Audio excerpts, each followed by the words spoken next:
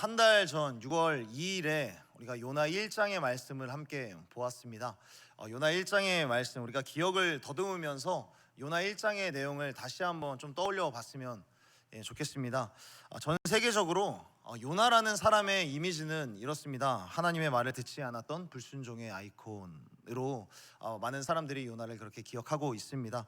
그러나 우리가 기억하는 이 불순종, 다시스로 나아가는 이 불순종은 딱 한 번이었을 뿐, 요나는 사실 이스라엘의 위대한 선지자였습니다.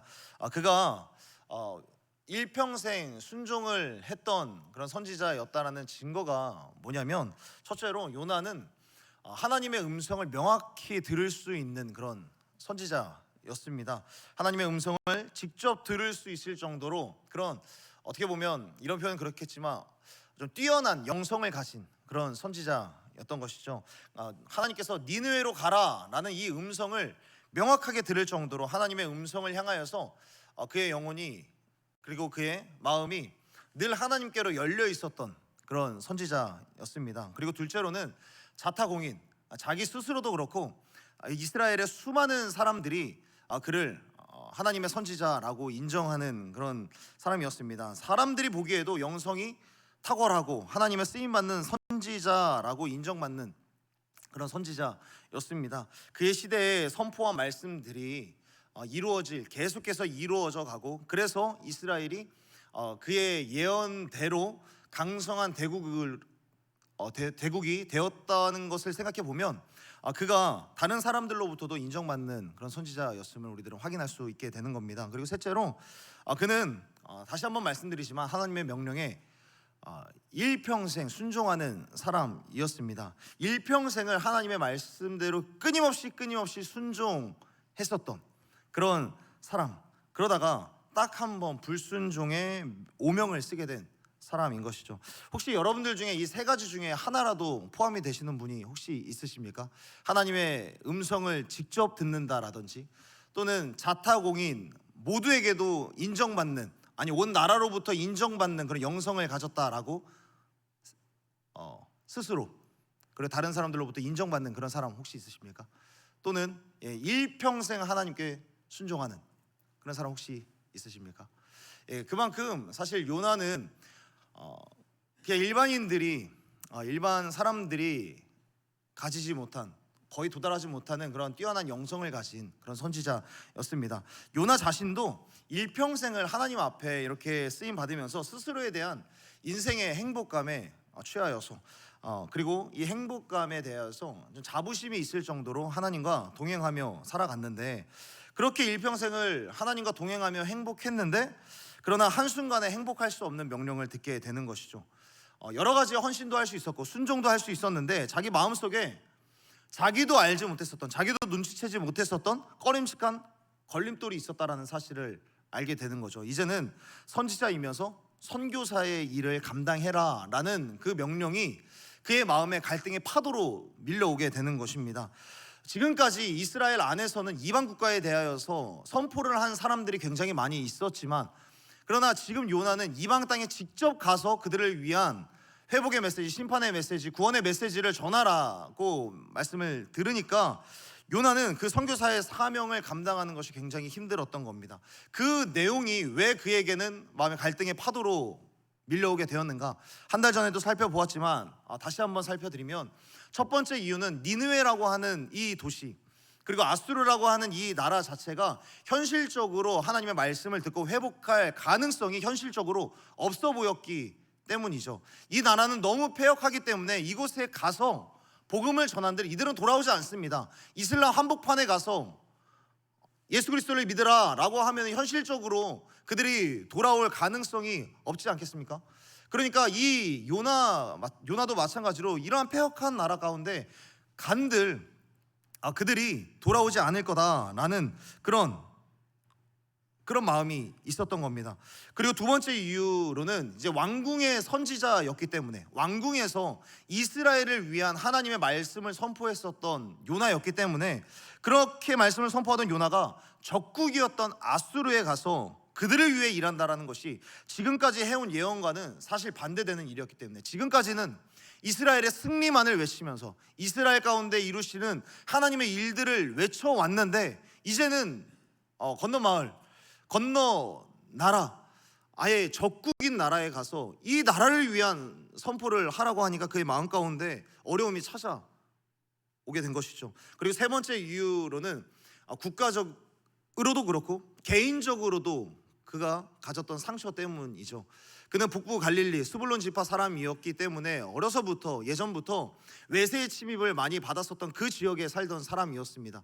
요나는 그곳에서 직접적으로 아수르라고 하는 나라로부터 피해를 입고 상처를 받은 그런 경력이 있었기 때문에, 개인적으로도 상처가 있었기 때문에 그곳에 나아가기가 어려웠던 것이죠. 그래서 하나님의 말씀이었음에도 불구하고 이 말씀이 너무나도 어렵게 된 것입니다. 그래서 요나는 이 하나님의 선하심 때문에 절망하게 되고, 이 하나님의 선하심 때문에 실망한 채, 하나님이 너무 선하셔서 모든 사람들을 사랑하려고 하시니까 하나님의 선하심과 인자하심이 너무 불편하기 때문에 동쪽으로 가야 하는 이 하나님의 명령, 그것을 거슬러서 정면으로 거부한 채 아예 서쪽 다시스라고 하는 곳으로 나아가게 됩니다. 처음에는 이 다시스라는 곳으로 나아가려고 할 때 처음에는 하나님도 내가 이렇게 싫어하고 내가 이렇게 마음이 불편한 것에 대해서 하나님이 이해하시나 보다 라고 생각이 될 정도로 모든 것이 순적하게 풀려갔습니다. 다시스로 가는 배를 딱 만나게 되었고, 하나님의 뜻처럼 순적하게 풀리는 것 같았지만 얼마 지나지 않아서 요나는 하나님이 집어던지신 폭풍우를 정면으로 맞게 됩니다. 하나님께서 던지신 이 폭풍우를 정면으로 맞게 되는 이 요나를 통하여서 우리들이 생각해 볼 수 있는 영적인 생활의 교훈이 한 가지가 있는데, 우리는 여기에서 신앙생활하는 그리스도인들의 영향력에 대해서 생각을 해 볼 수가 있습니다. 하나님의 말씀에 불순종해서 하나님께서 던지신 이 폭풍우를 누가 맞느냐? 물론 요나를 향하여서 던지셨죠. 요나를 향하여서 폭풍우를 던지셨는데, 그러나 그 불순종한 요나 때문에 누가 함께 피해를 보게 됩니까? 다시스로 함께 가는 그 수많은 사람들이 함께 피해를 보게 됩니다. 사랑하는 여러분, 하나님의 사람들이 하나님 앞에서 똑바로 살지 않으면 나만 고생하는 게 아니라는 것을 우리들은 본문을 통해서 확인할 수 있는 겁니다. 사랑하는 여러분, 반드시 기억하십시오. 불순종하면 나만 어려운 게 아니라 다른 사람들도, 그리고 내가 함께 살아가는 사람들도, 그리고 내가 사랑하는 사람들도 함께 피해를 볼 수 있게 되는 겁니다. 배 안은 그 하나님께서 던지신 폭풍으로 압이 교환이 되었고, 폭풍이 치고 파도가 치니까 배가 이리저리 위로 아래로 요동치지 않았겠습니까?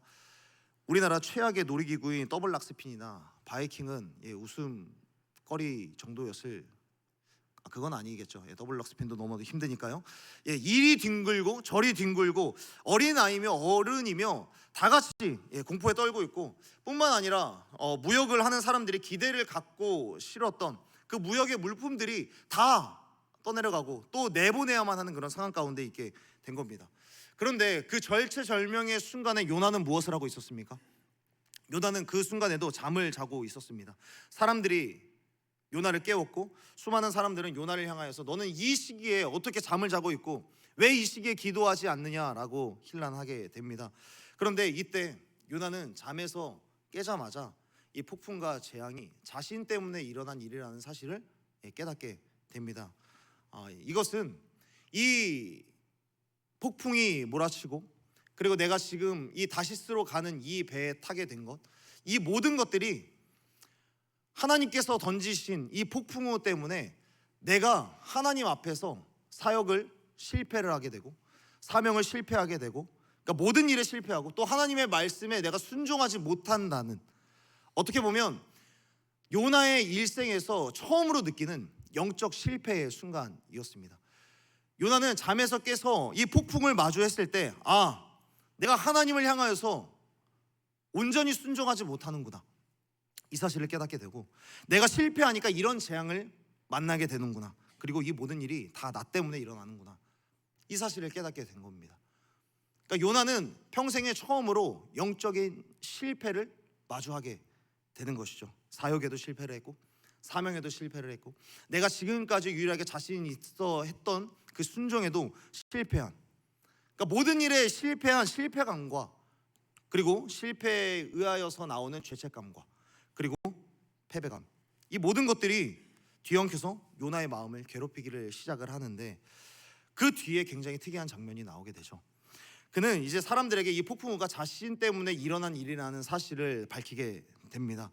그런데 그 뒤에 사람들이 이 폭풍의 원흉인 요나를 오히려 살리려고 하고요, 애를 썼는데도 불구하고 요나는 도리어 나를 이 바다 가운데 던져라 라고 이야기를 합니다.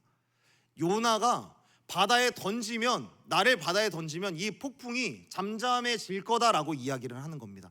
여러분, 근데 여기에서 먼저 생각해 볼 거는, 우리는 실패의 특징을 여기에서 먼저 찾아볼 수 있는 겁니다. 내가 하나님 앞에서 영적으로 실패했다, 내가 순종에 실패했다, 어떤 실패감에 젖어들 때, 실패와 패배감에 젖어들 때 이 실패의 특징은 뭐냐면, 실패는 우리를 포기로 이끌어 간다는 거예요.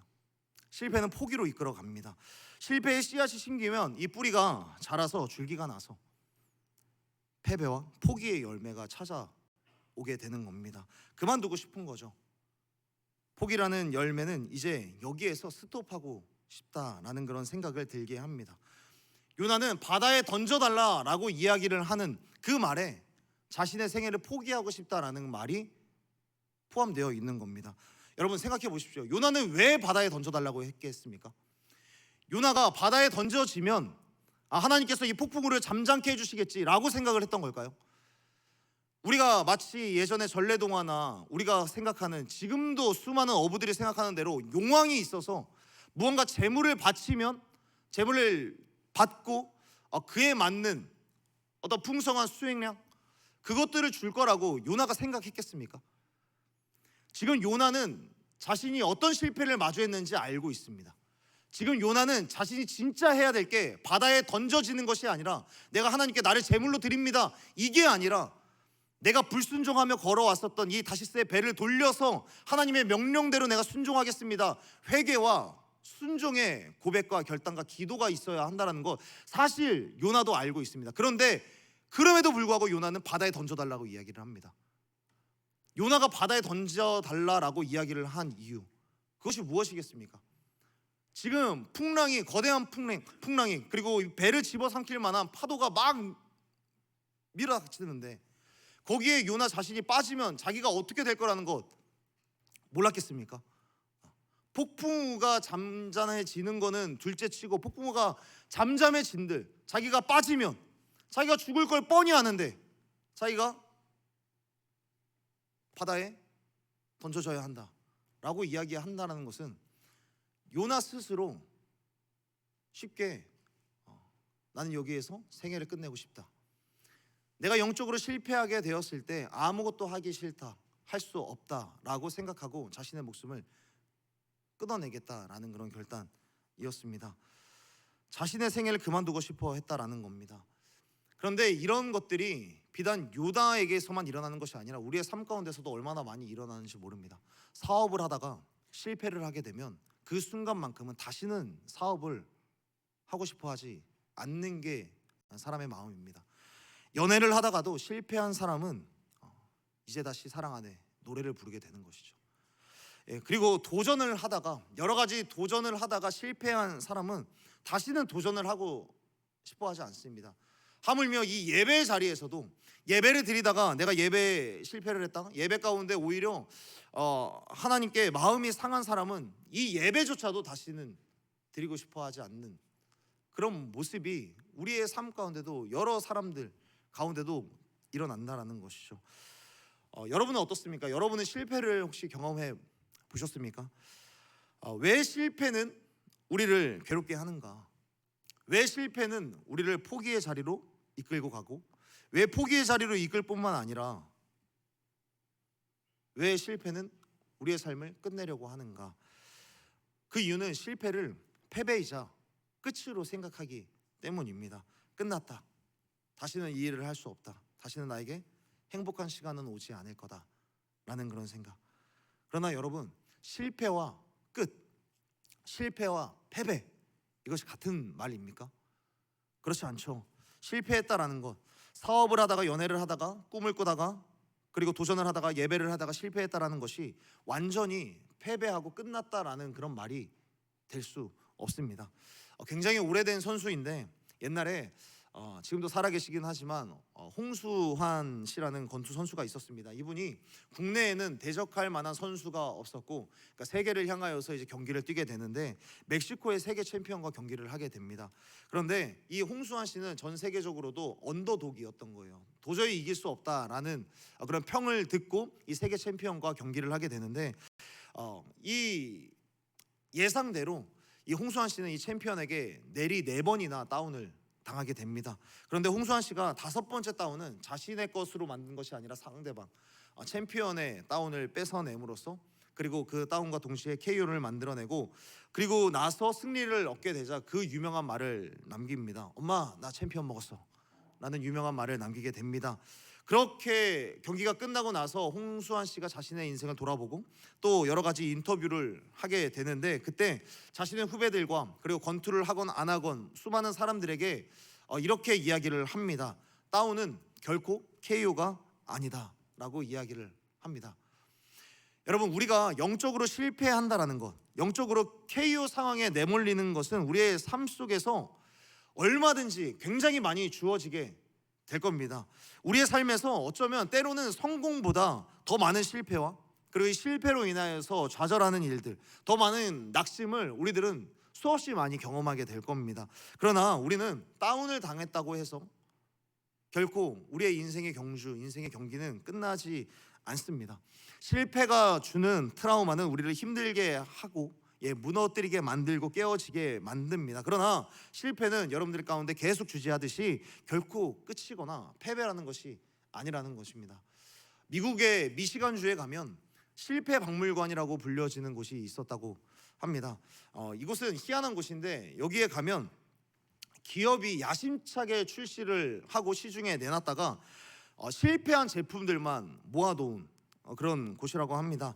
그런데 놀라운 것은 뭐냐면 처음에 이곳을 어떤 박물관처럼 만들려고 하는 것이 아니라 어떤 돈 많은 사람이 요즘에는 어떤 제품들이 신제품으로 출시가 되지라고 궁금한 마음에 신제품들을 그냥 모조리 다 사 놓아 본 겁니다.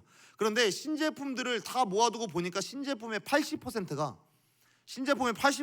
다 실패해서 그냥 그 곳이 자연스럽게 실패 박물관이 된 겁니다. 왜 그 중에서 이런 물건이 있는데 왜 이런 걸 만들었는지 모르겠지만 연기가 나지 않는 담배, 피고 죄송합니다. 하인즈 케찹에서 만든 보라색 케찹. 케찹을 뿌리는데 보라색 케찹인 거예요. 그러니까 이 케찹이 사람들이 좀비를 생각나게 한다라고 해서 사 먹지를 않는 것이죠. 뿌리기만 해도 식욕에 감퇴하는, 다이어트에 굉장히 효과가 있는 그런 식품이 되어서 음식이 상한 것처럼 보이는 효과가 있다라고 해서 출시가 되자마자 다시 한번 어떤 기념으로 위트 있게 출시한 것 빼고는 그냥 다 역사의 뒤안길로 빠져들어가고 만 것이죠. 또한 펩시콜라가 투명하게 만든 크리스탈이라는 콜라가 있었는데, 이 펩시콜라가 크리스탈 콜라를 실패하는 걸 보고 코카콜라도 이 크리스탈을 만들려고 했다가 펩시콜라가 이거에 실패하는 걸 보고 안 만들었다고 합니다. 그러니까 이렇게 실패한 게 한 7만 개 이상 된다라고 이야기를 합니다. 그런데 여기에서 중요한 게 있는데, 이 실패 박물관을 누가 좋아하냐면 경영인들이 굉장히 좋아하는 거예요. 이 실패 박물관을 경영인들이 좋아하고 디자이너들이 좋아하고, 그리고 우리들이 잘 알고 있는 스티브 잡스가 이곳을 굉장히 좋아했다고 합니다.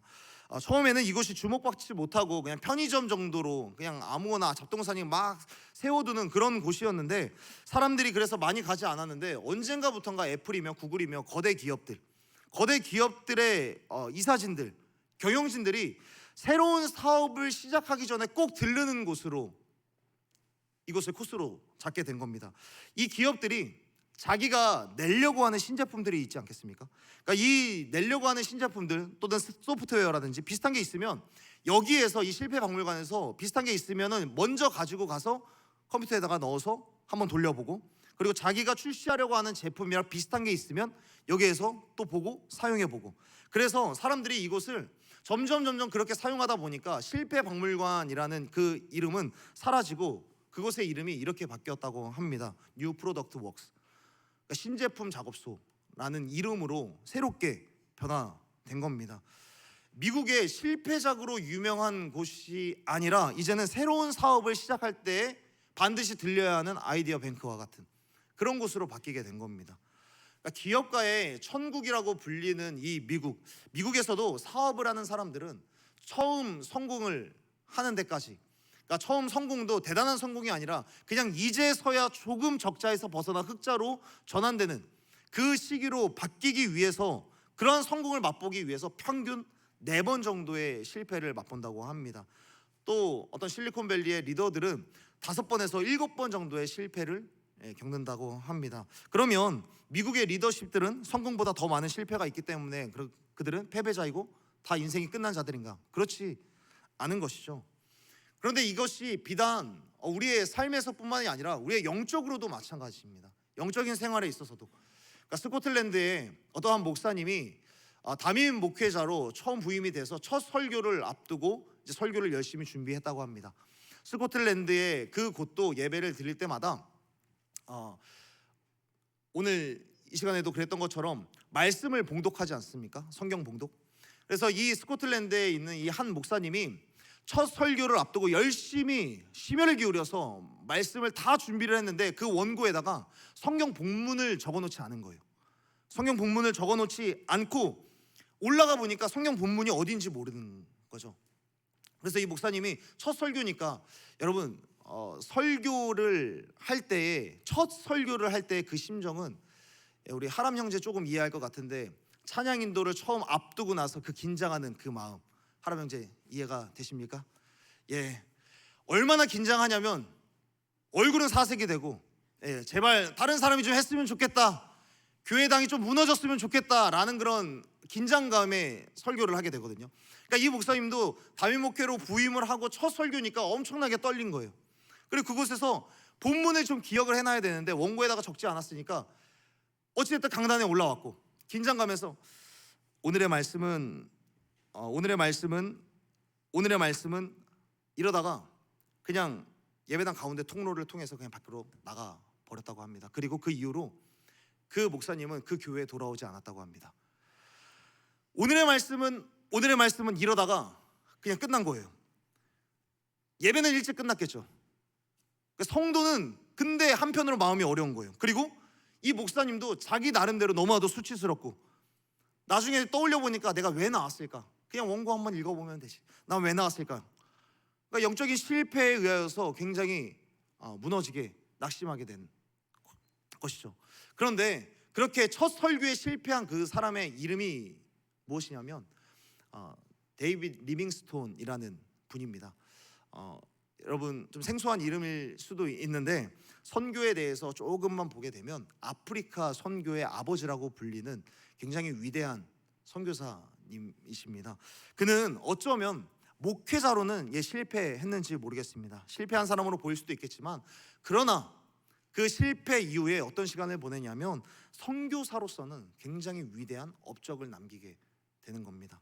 요나가 바다에 던져졌을 때 그는 끝이라고 생각을 했겠죠. 한 번의 영적인 실패, 불순종으로 인하여서 내가 폭풍이라고 하는 이 하나님의 심판을 받게 됐을 때 실패했고 다 끝났구나 라고 생각을 했지만, 그리고 자신의 인생을 포기하는 그 죽음을 생각하면서 죽음 가운데 빠져들어갔지만, 그러나 그 이후에 2장에서 하나님께서는 뭐라고 하십니까?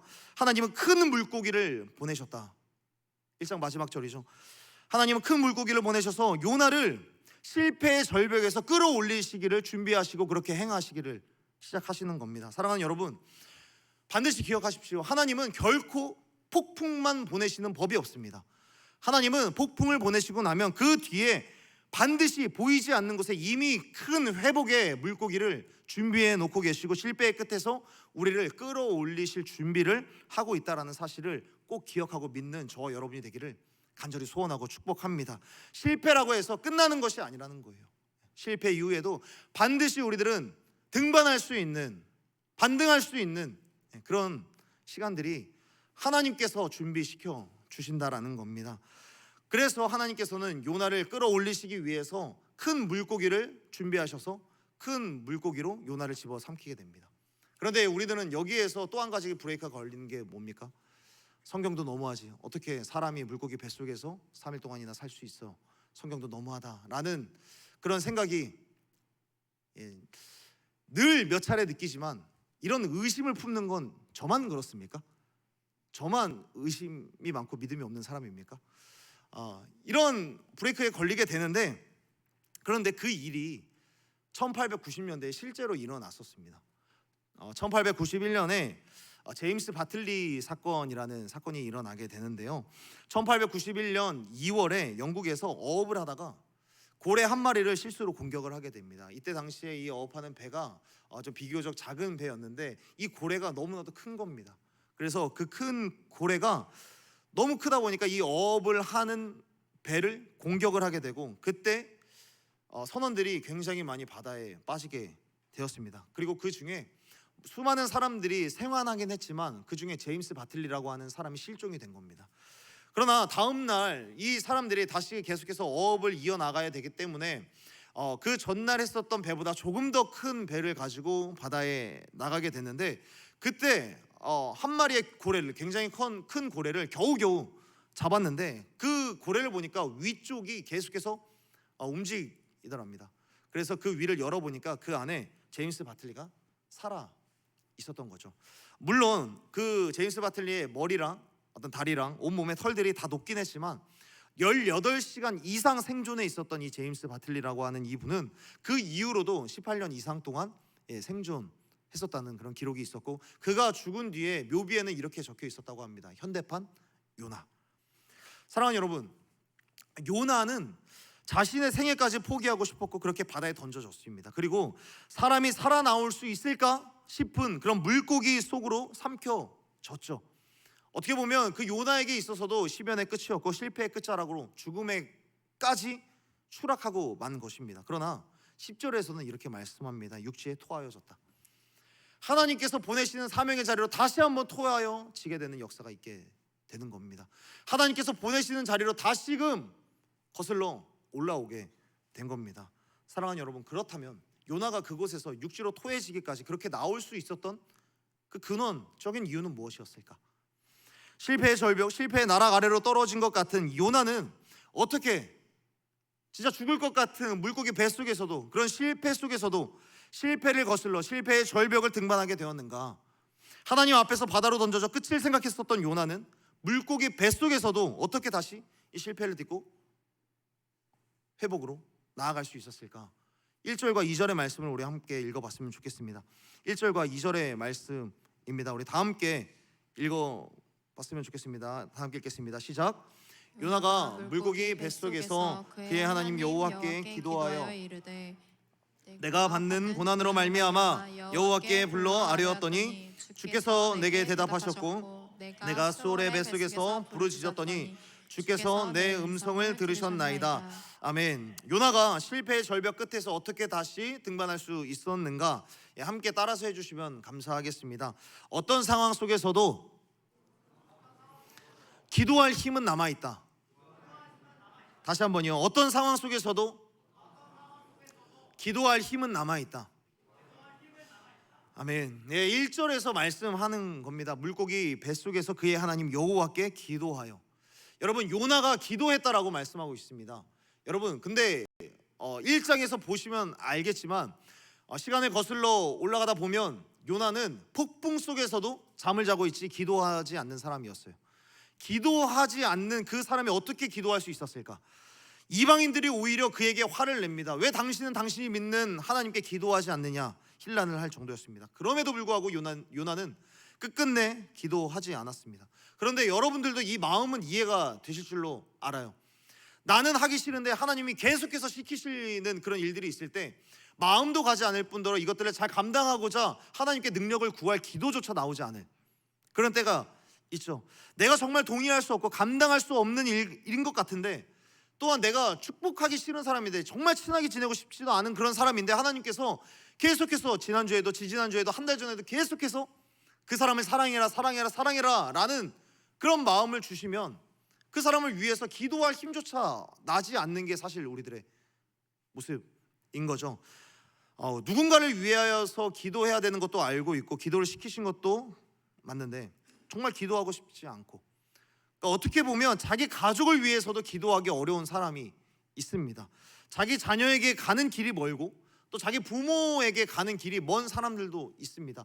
요나도 사랑할 수 없는 사람들에게 가려고 하니까, 하나님께서 동의할 수 없는 일을 시키려고 하니까 기도조차 나오지 않는 게 당연한 것이죠.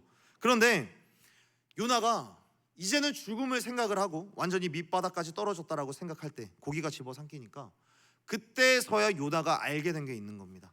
하나님이 지금 나에게 다 가져가신 것 같아도, 지금 나에게 모든 것을 다 앗아가신 것만 같아도 하나님께서 한 가지는 가져가시지 않으셨구나, 기도할 힘만큼은 나에게 남겨두셨구나라는 것을 알게 되는 겁니다.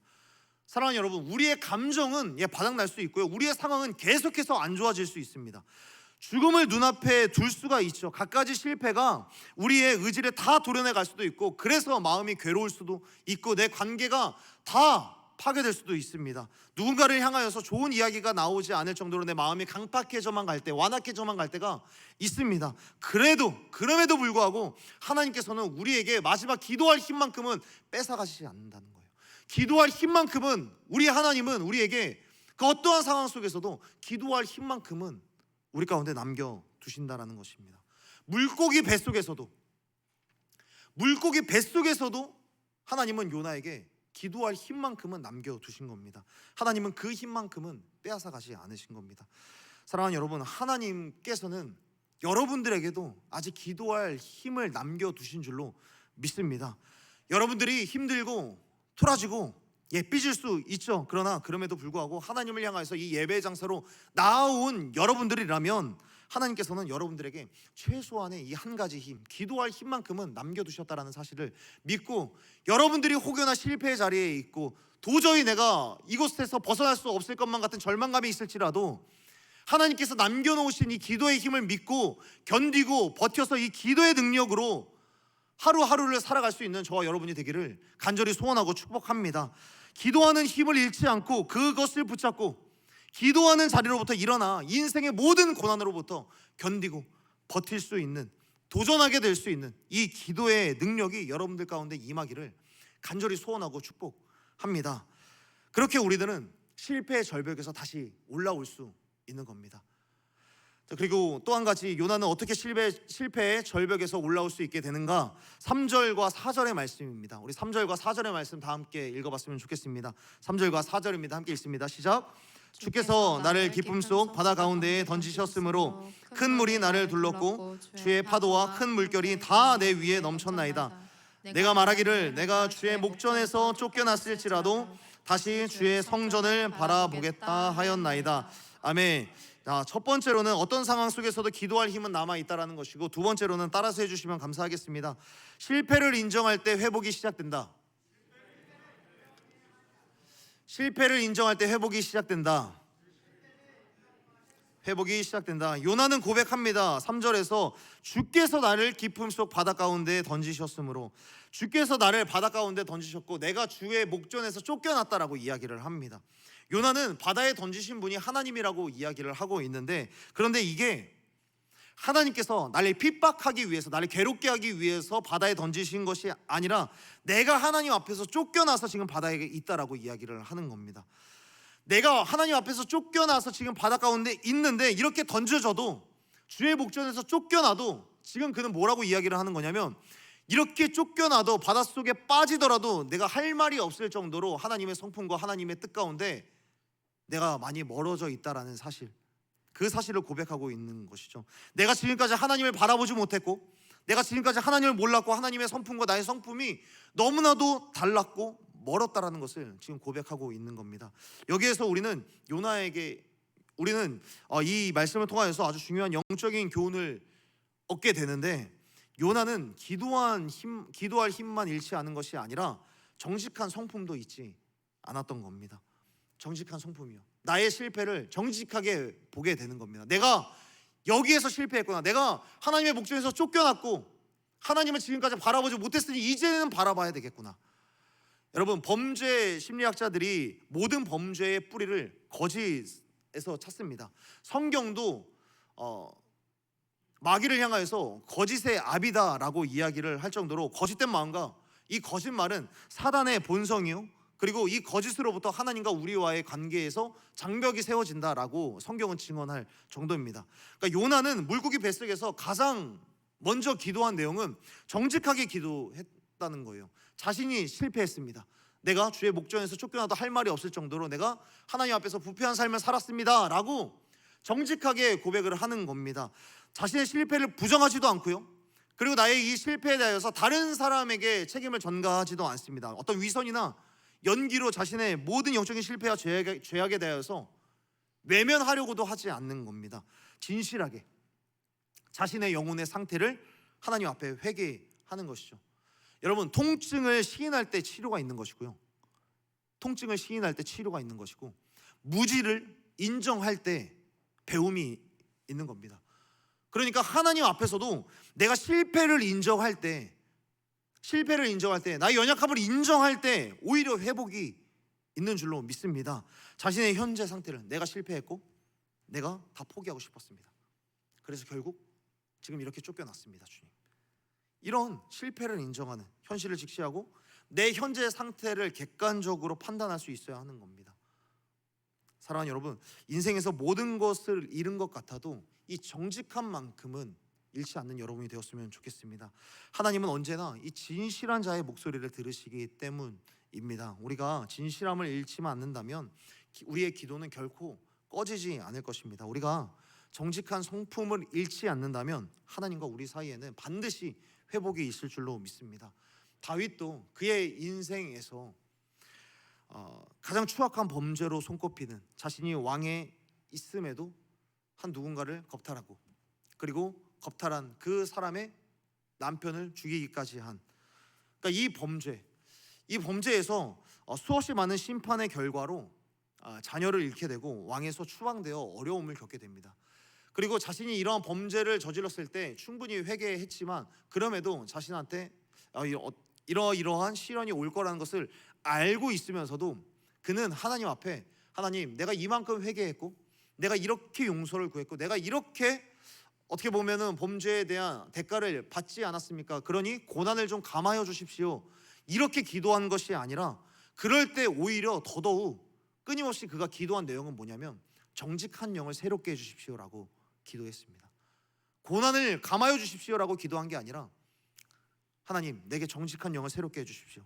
하나님 앞에서 이 거룩에 대하여서 실패한 내 자신을 정확하게 진단할 수 있도록 정직한 영을 부어주시고, 혹여나 내 스스로 내가 보지 못하는, 정직하지 못한 내 모습을 또렷하게 볼 수 있도록, 주님, 내가 하나님 앞에서 거룩하게 살아갈 수 있도록 정직한 영을 좀 새롭게 해주십시오 라고 기도했습니다.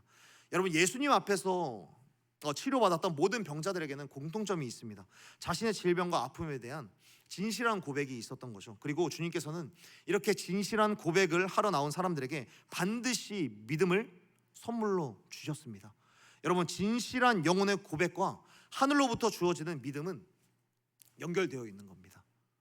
진실한 우리의 고백, 그리고 하늘로부터 주어지는 이 믿음, 이것은 연결되어 있기 때문에 정직한 마음은 하나님의 은혜와 믿음을 담는 그릇이 되는 것이죠. 이 믿음과 은혜를 거짓이라고 하는 그릇으로 담으려고 하지 마십시오. 자신의 실패를 인정하는 그 정직함으로 믿음과 은혜를 담아내는 저와 여러분이 되기를 간절히 소원하고 축복합니다.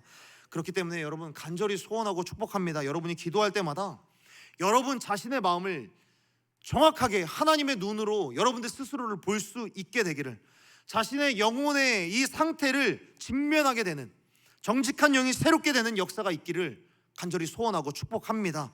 하나님은 정직한 자를 사랑하시고 진실한 자의 기도를 외면하지 않으십니다. 그렇게만 한다면 실패한 것 같고 침체된 것 같아도 주님께서는 우리를 실패의 절벽으로부터 암벽을 등반하는 그런 사람으로 우리들을 일으켜 주실 줄로 믿습니다. 마지막 세 번째, 실패의 절벽에서 올라올 수 있는 힘은 어디에 있는가? 따라서 해주십시오. 은혜의 보좌 앞으로 나아가라. 은혜의 보좌 앞으로 나아가라. 다시 한번요. 은혜의 보좌 앞으로 나아가라. 보좌 앞으로 나아가라. 7절의 말씀인데요. 우리 7절의 말씀을 함께 읽어봤으면 좋겠습니다. 우리 7절 말씀 함께 읽습니다. 시작. 내 영혼이 내 속에서 피곤할 때 내가 여호와를 생각하였더니 내 기도가 주께 이르렀사오며 주의 성전에 미쳤나이다. 아멘. 우리가 읽지는 않았지만 9절 끝에는 이렇게 또 말씀하고 있습니다. 구원은 여호와께 속하였나이다라고 말씀합니다. 세번역 성경에서는 이 내용에 대해서 조금 더 위태롭고 조금 더 적나라하게 잘 표현을 해주고 있는데, 세번역 성경에서는 7절에 대해서 내 목숨이 힘없이 꺼져갈 때에 내가 주님을 기억하였더니라고 기록이 되어 있습니다. 내가 여호와를 기억했는데, 내가 기억하는 여호와 하나님, 내가 죽음의 위협 가운데서도 내가 절망한 채, 내가 포기한 채, 그렇지만 내가 주님을 기억했는데 그 기억하는 주님은 나를 구원하시고 은혜를 주시는 하나님이다 라고 요나는 고백을 하고 있습니다. 여기에서 요나가 하나님을 생각하고 하나님을 기억했다라는 이 말은 역으로 요나가 지금까지는 하나님을 생각하지 않았다가 다시 하나님을 기억하게 되었다라는 말을 의미합니다. 하나님을 다시 생각하게 되었다라는 것이죠. 지금까지는 생각하지 않았다가. 여러분, 혹시 하나님을 생각하지 않으려고 노력해 보신 적 있으십니까? 나 하나님 생각 안 해야지. 그러니까 이게 제가 계속해서 말씀드리지만, 마음이 어려울 때, 영적으로 조금 어두울 때, 영적으로 굉장히 밑바닥을 칠 때 우리들은 하나님을 좀 생각하지 않았으면 하는 그런 마음들이 우리들 가운데는 찾아옵니다. 그러니까 다 귀찮아서 찬양도 사실 듣기 싫을 때가 있고요, 기도도 하기 싫을 때가 있고, 말씀을 들으러 나오는 이 자리, 또는 여러 가지 미디어 콘텐츠로라도 하나님의 말씀을 듣는 것, 요즘에는 인스타그램에도 그런 게시물들이 많이 있지 않습니까? 하나님의 말씀이 잘 요약되어서 있는. 그런데 영적으로 진짜 침체가 되고 마음이 어려우면 그것조차 보고 싶지 않고 하나님을 생각하기 싫을 때가 있습니다. 그런데 그럴 때마다 이상하게 노래를 들으려고 에어팟을 연결을 하는데 자동으로 그냥 이전에 들었었던 플레이리스트가 자동으로 연동이 되면서 찬양이 흘러나올 때가 있습니다.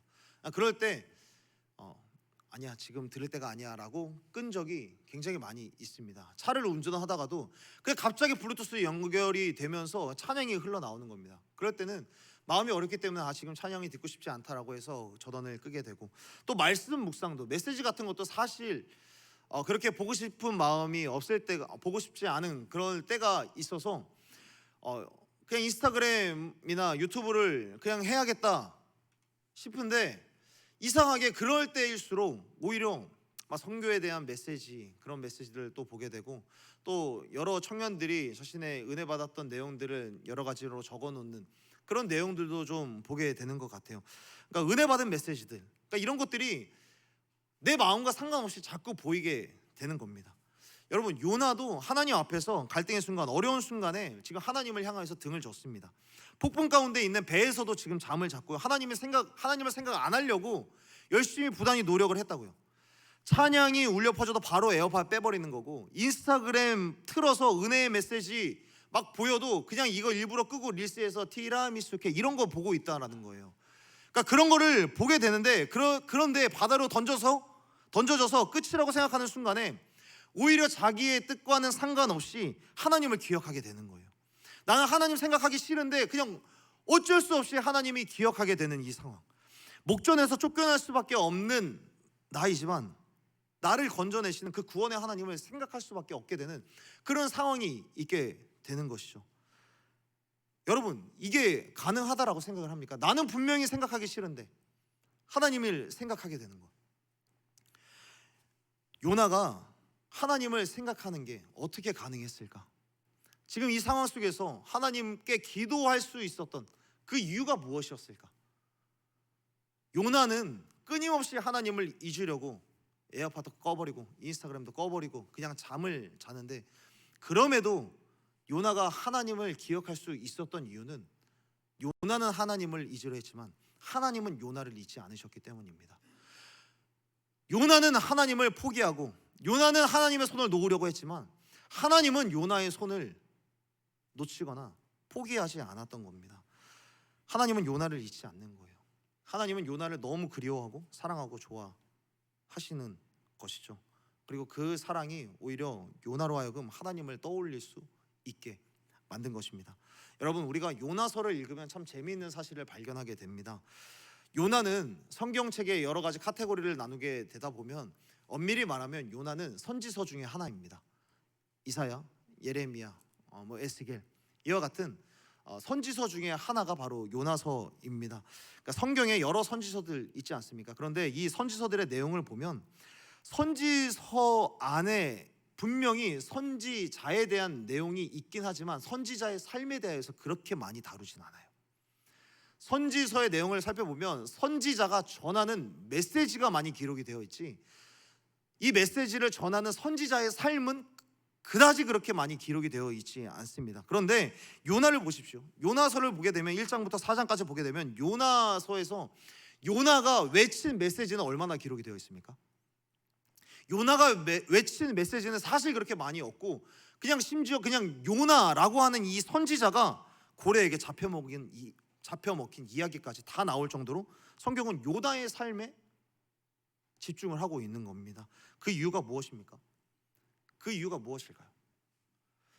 하나님이 요나가 복음을 전해야만 하는 이 니느웨, 아수르, 이 니느웨와 아수르도 너무나도 소중한데, 그러나 요나라는 한 사람에게 사실은 더 많은 관심이 있다라는 것을 요나 이후에 수많은 시대에 걸쳐서 계속해서 말씀하고 있는 겁니다.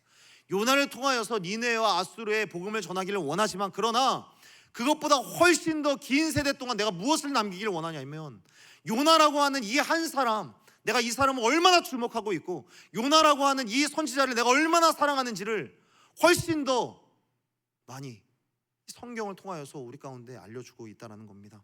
6월 30일부터 7월 6일까지 26명의 청년들이 라오스로 선교를 다녀왔습니다. 선교를 나가면 참 좋은 게 뭐냐면, 선교를 가게 되면 우리는 이 선교지에 있는 이 땅끝에 있는 그 사람들을 사랑하고 긍휼히 여기는 마음이 우리 마음 가운데 불의 뜻이 일어납니다. 선교를 다녀온 청년들은 그럴 마음이 사실 그렇게 많이 있었겠죠. 그런데 많이 없어 보였지만, 그런데 그곳에 가니까 다들 하나같이 고백을 하는 거예요. 이 아이들이 다 눈에 밟힌다는 거예요. 그 눈에 밟히고 이 아이들을 사랑할 수밖에 없는 하나님의 마음을 느끼게 되었다라고 한 명 한 명씩 다 고백을 하게 되는 겁니다. 이게 선교의 좋은 점인데, 그런데 그 마음을 통하여서 이 영혼들을 사랑하시는 그 하나님의 마음을 알게 되는데, 동시에 무엇을 또 느끼냐면, 하나님은 땅끝에 있는 그 사람들만큼 나를 사랑하시고 나에게 집중하셔서 나를 사랑하셔서 나를 믿으시고 하나님께서 사랑하시는 그 라오스 땅 가운데 나를 보내셨다라는 그 하나님이 나를 사랑하신다라는 사실에 우리들은 더 집중하게 되는 겁니다. 하나님에게 있어서 선교의 대상이자 사랑의 대상은 땅끝에 기거하고 있는 이방인들 뿐만 아니라 이미 예수님을 믿고 있는 나, 이러한 나를 사랑하셔서 그리고 나를 생각하시기 때문에, 그러한 나를 믿으시기 때문에 나를 그 땅으로 보내시는 하나님의 마음을 알게 되니까 우리들은 더 감사할 수밖에 없게 되는 것이죠. 요나서에서 요나의 삶에 집중하는 이유가 뭐냐면, 선교지의 대상도 사랑하지만 선교를 해야 하는 너의 삶도 내게는 너무 소중하다, 이 사실을 전하는 사랑의 메시지가 바로 요나서인 겁니다. 메시지도 너무 중요하죠.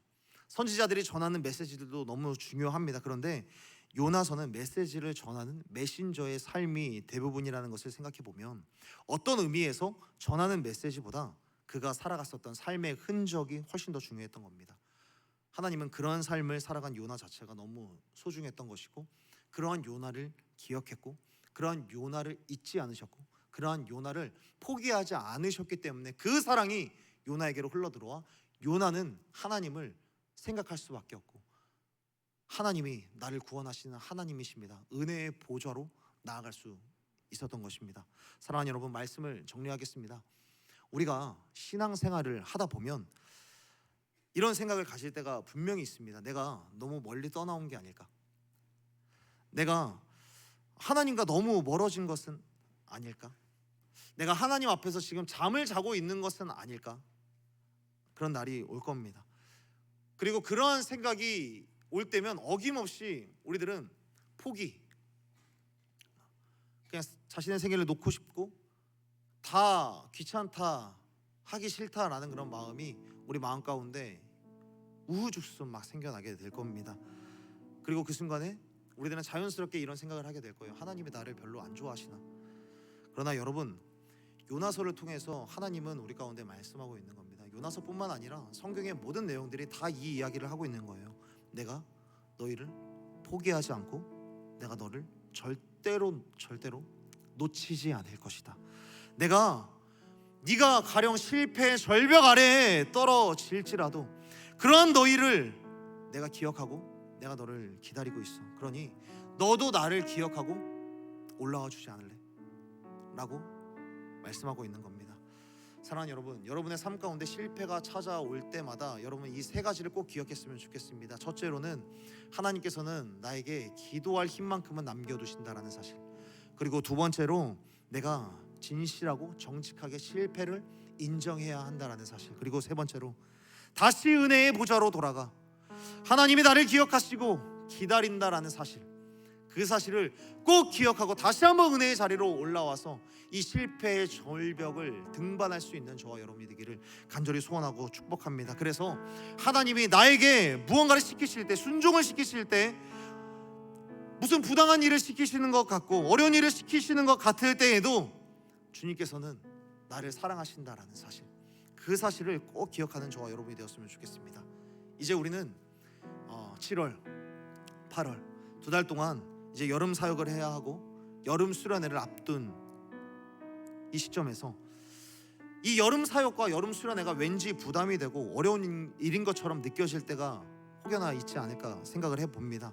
그러나 이러한 일들이 어렵게 느껴질 때 반드시 기억했으면 좋겠습니다. 하나님이 나를 사랑하시고 나를 기억하시고 나에게 은혜를 주시기 위하여서 나를 이곳으로 초청하고 부르신다는 사실을 꼭 기억했으면 좋겠습니다. 이 시간들 자체가, 여름 사역을 해야 하는 이 시간 자체가, 여름 수련회를 가는 이 시간 자체가 나에겐 괜히 폭풍처럼 느껴질 수도 있습니다. 그러나 주님이 폭풍을 보내실 때에는 반드시 회복의 물고기까지 보내신다라는 사실, 폭풍을 보내시는 것 같을 때, 나의 인생을 어렵게 하시는 것만 같을 때, 그러나 그 자리에서 나를 실패자로 만들고 끝내는 그런 시간으로 만드시는 것이 아니라 오히려 하나님이 역전과 회복과 새로운 역사를 시작하시기 위하여서 나를 그 시간 가운데 초청하신다라는 사실을 꼭 믿고 살아가는 저와 여러분이 되기를 간절히 소원하고 축복합니다. 그렇기 때문에 사랑하는 여러분, 실패에 잠식되지 마십시오.